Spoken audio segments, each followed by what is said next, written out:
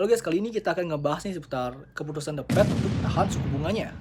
Apa sih dampaknya terhadap ekonomi Indonesia dan global? Tapi kita akan ngebahas seputar Indonesianya dulu ya. Pertama, jika kita ngomongin ekonomi nih, pasti ada yang namanya ekonomi makro dan mikro. Maka gue akan bahas makronya dulu. Ya, apa sih dampaknya terhadap ekonomi makro? Pertama, pasti dampaknya terhadap nilai tukar ya. Kita tahu bahwa waktu itu pernah kan waktu itu BI menurunkan suku bunganya. Ya, ini sangat berperan penting terhadap bagaimana nanti nilai tukar rupiahnya. Sekarang US tahan suku bunganya. Jadi kita harus tahu dulu bahwa investor itu suka dengan cuan, memiliki mindset yang cuan.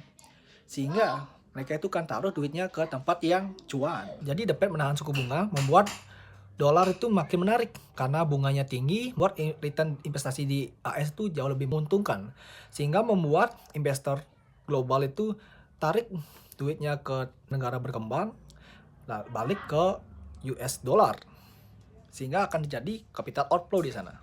Jadi capital outflow Indonesia itu membuat asing itu menjual rupiahnya dan membeli dolarnya. Yang akan terjadi itu dolar akan menguat dan rupiah makin melemah.